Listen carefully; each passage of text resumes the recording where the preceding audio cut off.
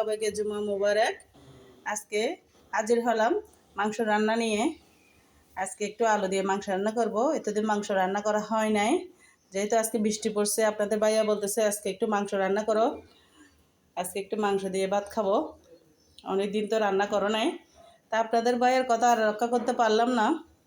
তো মাংসের জন্য সব কিছু রেডি করে নিয়েছি আমি। এদিকে তেজপাতা দিয়ে দিলাম, এখানে কুচি করা পেঁয়াজ দিয়ে দিলাম।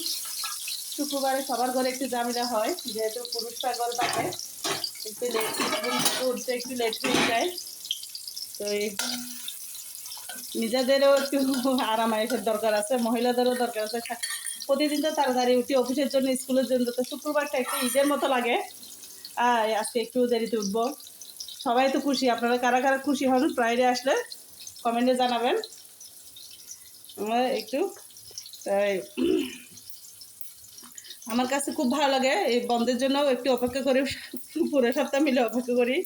হাজব্যান্ড বাসায় থাকবে, একটু দেরিতে উঠবো ঘুম থেকে, একটু ভালো রান্না করব। এমনিতে রান্না করি, মাছ মাংস তো সবসময় আল্লাহর রহমতে রান্না করা হয়, কিন্তু তারপরে শুক্রবারটা কেমন যেন একটা স্পেশাল লাগে, যেহেতু উনি বাসায় থাকে।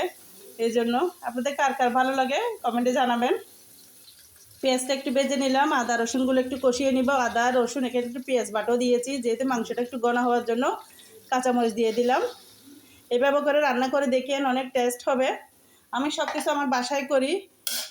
এই মরিচ মশলা হলুদ সব আমি নিজে করি। বাৎসরিকের জন্য একদম করে ফেলি, করে ডিপের মধ্যে সংরক্ষণ করে অনেক দিন থাকে, একদম নষ্ট হয় না। মরিচের কালার টালার আমার যে মরিচ সে মরিচ থাকে। সবসময় তো মরিচ মশলা করতে পারবো না ছাদে গিয়ে গিয়ে। তো একদম যদি 1 বছরের জন্য করে রাখেন, আপনার অনেক দিন চলে যাবে। এভাবে করে আপনারা যদি সংরক্ষণ করেন, দেখবেন যে কষ্ট মনেও হবে না। তখন একটু আরামায়েশও করতে পারবেন। মশলাটা ভালো করে কষিয়ে নিলাম। এই যে ভালো করে মশলাটা মশলা যত কষবে তত আপনার রান্নার স্বাদ ভালো হবে। এই যে আমি এবার মাংসগুলো দিয়ে দিব আস্তে আস্তে। বিসমিল্লাহির রহমানির রহিম। মাংসগুলো দিয়ে দিলাম, মাংসটা কষিয়ে নেবেন।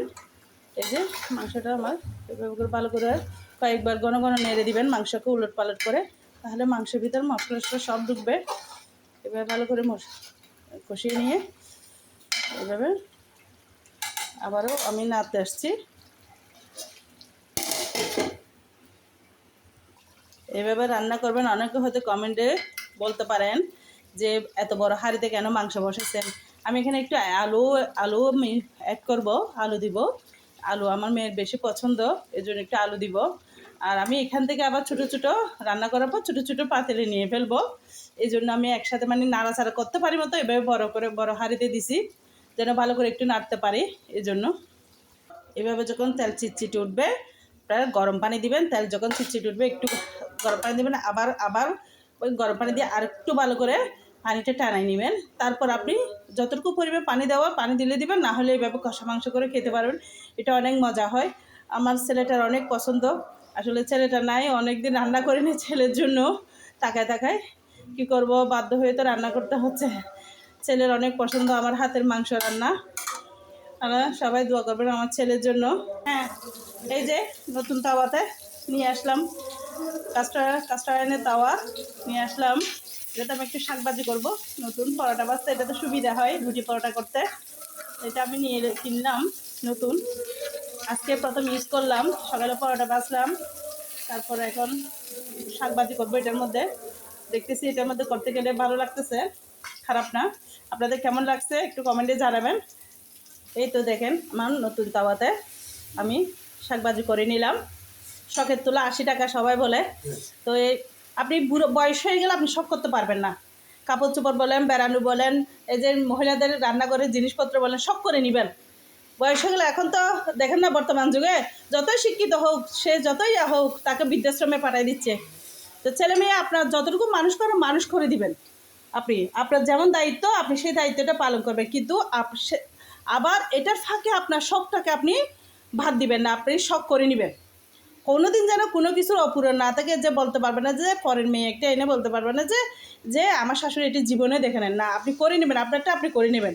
তারপর ছেলের বউ করুক, সমস্যা নেই, ছেলে বউকেও ছাড় দিয়ে দিবেন। যেহেতু মা আমি অনেক শখ করছি তোমার শ্বশুরের আমলে, এবার তুমি আমার ছেলের হাতে শখ করে নাও। তোমার শ্বশুর আমাকে অনেক কিছু যেটা চাইছে সেটা দিছে, শখ করে নেবেন। জীবনে বেঁধে রাখবেন না, আশা নিরাশা কিছুই বেঁধে রাখবেন না, সব উজাড় করে শখ করে নেবেন।